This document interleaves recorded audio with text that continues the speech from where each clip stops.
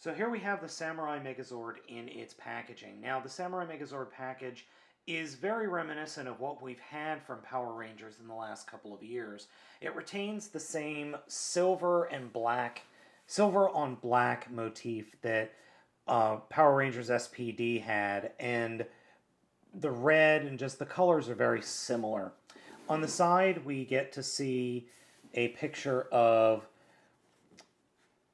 well, the Megazord plus the three Zord vehicles plus apparently the cycles, and it can wear the cycles as skates.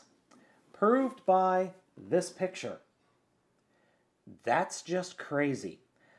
I might have to find those cycles and pick them up because I want to see that happen. So if you see the picture, it actually removes the bear and the dragon and replaces them with a red and blue cycle.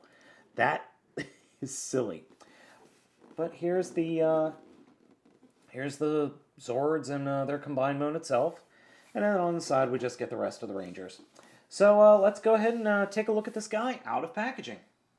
So check it. 1, 2, 3, zip ties.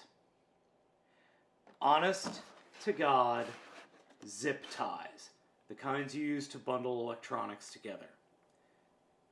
They were too cheap to put in either what Hasbro is doing with the recycled cardboard that they twist into small little twisty ties.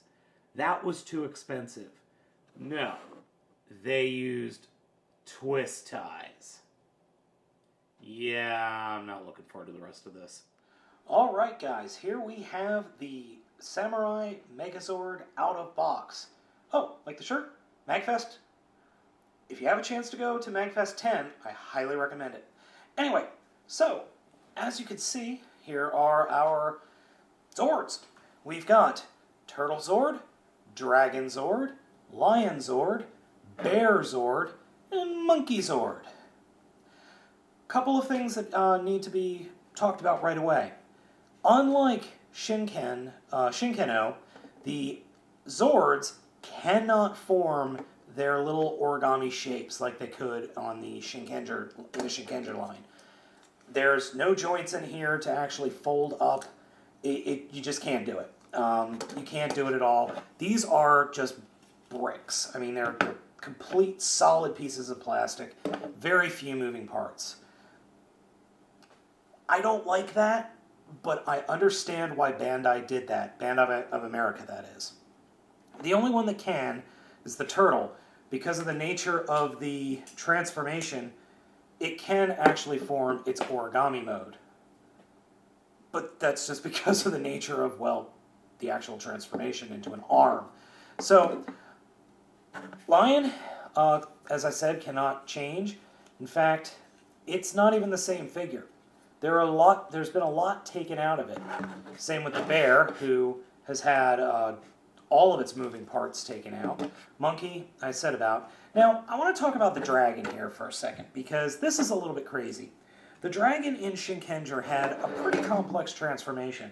But here in this line, it's a little different. A little different. You don't have the extended neck like you did in the original. You don't have, you don't have the same structure here. It can collapse, but it only forms the leg. It's got its swords. It's got the Megazord's sword sticking out of its ass. I don't even know what to say to that. I understand why it's doing it, but it just looks stupid. Also, the helmet for the Megazord is stored in the dragon like this, as it was in Shinkenger, but you have to push this button to unlock it, and then you can pull it out. And the helmet is almost exactly the same. Almost. The plastic is a little bit cheaper, and the paint's not quite the same.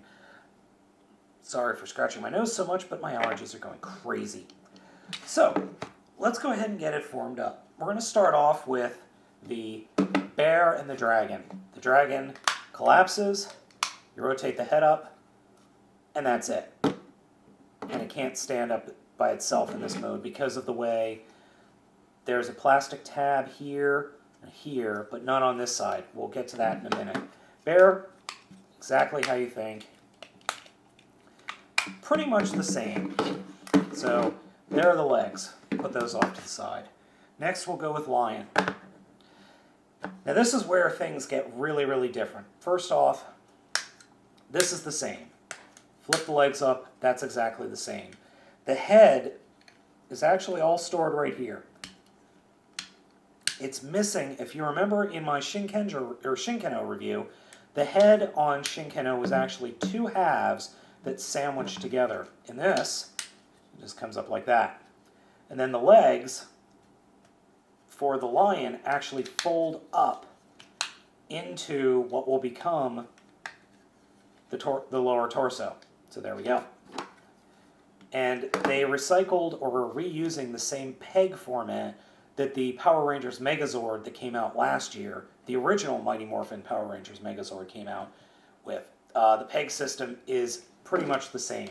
No, I have not tried connecting these two up. I will try that later.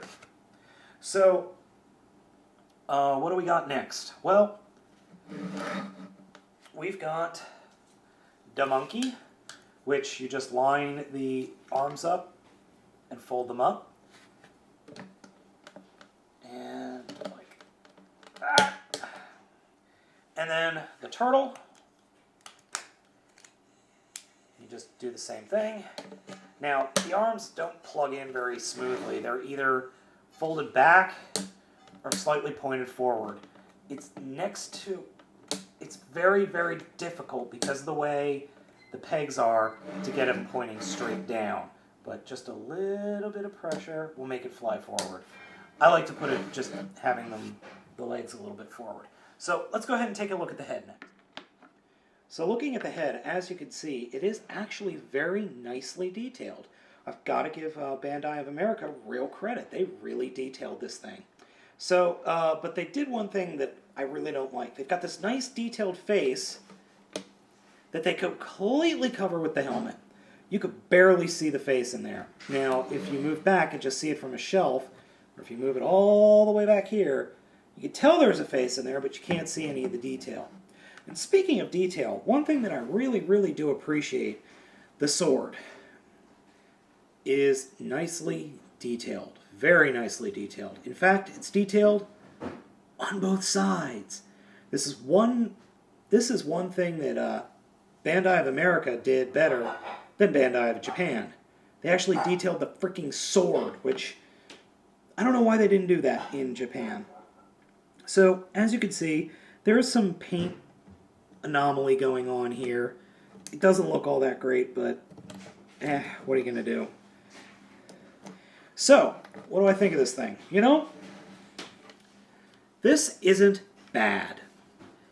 They take out some parts that I really, really enjoyed. I really wish there was the origami feature where they could fold up into their shapes, but this isn't bad at all. This is a good first step. They still have a ways to go, and from the pictures I've seen, the combination with the other origami, which will happen via this piece right here, look a little bit meh, but as a first step, this is not bad. This is a lot better than what we've gotten in the past couple of series, and I really hope Bandai continues taking a better cue from their Japanese counterparts, because they've done a good job here. They're not quite there yet, but for a kid, this thing is going to be awesome.